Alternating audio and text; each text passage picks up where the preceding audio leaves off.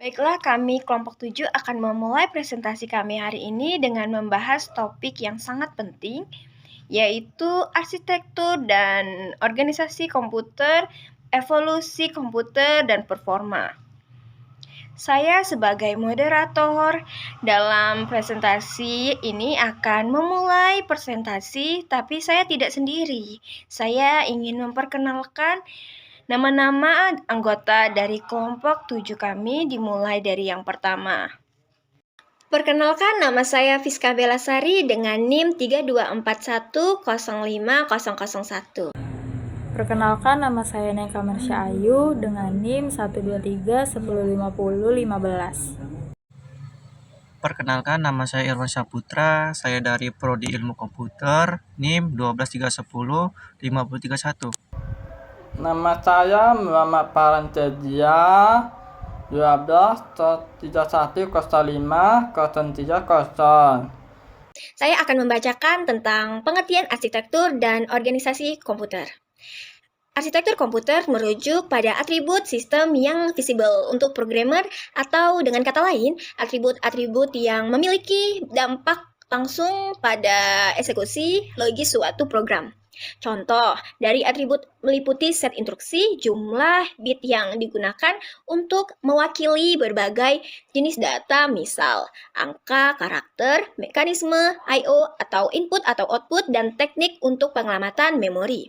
Organisasi komputer merujuk pada unit-unit operasional beserta interkoneksi antar komponen penyusun komputer yang menyatakan spesifikasi arsitektur tertentu.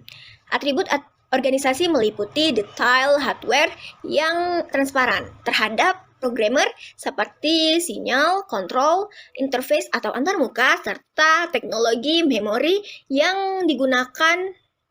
Evolusi komputer dan performa komputer. Perkembangan komputer meliputi peningkatan kecepatan prosesor, penyusutan ukuran komponen, peningkatan ukuran memori, dan peningkatan kapasitas serta kecepatan I/O. Sebelum tahun 1940, manusia menggunakan jari untuk mengenali dan membilang nomor 1 hingga 10. Selepas itu mereka mulai mengenali nomor-nomor yang lebih besar, tetapi masih menggunakan digit-digit dari 0 hingga 10. Ahli-ahli peniagaan dari negeri Cina, Turki, dan Yunani menggunakan abakus atau sempoa untuk melakukan perhitungan. Pada tahun 1617, John Napier mengemukakan perhitungan logaritma dan menemukan alat yang disebut tulang Napier atau disebut Napier-Bonus. Blaise Pascal menciptakan mesin perhitungan mekanikal pertama pada tahun 1642. Komputer generasi pertama. Komputer generasi pertama menggunakan vacuum tab vacuum untuk menyimpan baris perintah. Vacuum tab yang diperlukan amatlah banyak agar komputer dapat digunakan secara tepat, dan ukuran komputer generasi pertama ini sangat besar. B. Komputer generasi kedua. Perubahan mendasar pada komputer generasi kedua ini adalah penggantian vacuum tab oleh transistor, yang di mana transistor memiliki spesifikasi yang lebih kecil, lebih ringan, daya lebih rendah, dan terbuat dari silikon. C. Komputer generasi ketiga. Komputer generasi ketiga memasuki era mikroelektronik sebagai pengganti transistor. Mikroelektronik merupakan dasar penemuan dari integrated circuit, lintasan yang terintegrasi. D. Komputer generasi terakhir. Pada komputer generasi terakhir ini sudah manfaat mikroprosesor, yang dimana semua komponen CPU adalah single chip 4 bit, dan dengan teknologi mikroprosesor ini dapat banyak keuntungan, antara lain kecepatan proses, meningkatkan kapasitor memori, meningkat kecepatan memori tertinggi dibanding kecepatan. Revolusi arsitektur komputer telah membendarusi kecepatan dan kapasitas menyimpan memori.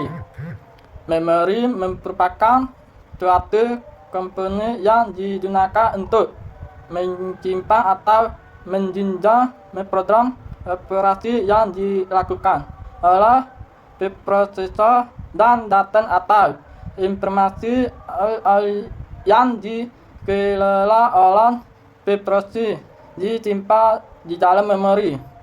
Perangkat simpan dan perangkat eksternal adalah perangkat yang menempatkan data atau program ke dalam memori dan merupakan alat yang digunakan komputer untuk mengkomunikasi operasi. Selanjutnya ada jenis-jenis memori. Nah, dalam memori terdapat 6 jenis. Yang pertama adalah RAM atau Random Access Memory. RAM adalah sebuah memori yang bersifat sementara, yang berfungsi membantu kecepatan eksekusi pada pengolahan data. Jadi semakin tinggi RAM yang digunakan, maka semakin baik pula komputer akan berjalan. Lalu yang kedua ada Read Only Memory atau ROM. ROM adalah jenis memori komputer yang menyimpan data secara permanen dan tidak dapat diubah. ROM biasanya berisi program dasar yang diperlukan untuk memulai dan mengoperasikan perangkat elektronik seperti komputer, smartphone, dan lain-lain. Yang ketiga ada hard disk drive. Hard disk drive ini adalah sebuah gadget yang berfungsi untuk menyimpan informasi. Lingkaran keras terdiri dari benda keras, piringan hitam yang umumnya terbuat dari aluminium atau kaca. Peranan hard disk ini sangat penting, mengingat kebutuhan software dan data memerlukan penyimpanan yang sangat besar yang tidak dapat ditampung oleh media penyimpanan utama berupa ROM maupun RAM. Lalu yang keempat ada cache memory. Cache memory adalah memori yang berukuran kecil yang sifatnya temporary atau sementara. Walaupun ukuran filenya ini sangat kecil, namun kecepatannya sangat tinggi. Cache memory adalah jenis memori komputer yang berfungsi sebagai buffer antara CPU dan memori utama atau RAM. Lalu selanjutnya ada floppy disk atau disket. Floppy disk adalah jenis media penyimpanan komputer yang terbuat dari disk magnetik yang tipis dan fleksibel. Disk ini digunakan untuk menyimpan data elektronik seperti file komputer dan dapat dibaca dan ditulis dengan menggunakan drive floppy disk atau FDD yang terhubung atau terdapat di dalam komputer atau perangkat lain. Kemudian ada memory register. Memory register adalah jenis memori komputer yang terletak di dalam unit pemrosesan sentral CPU. Register ini digunakan untuk menyimpan data sementara selama eksekusi program.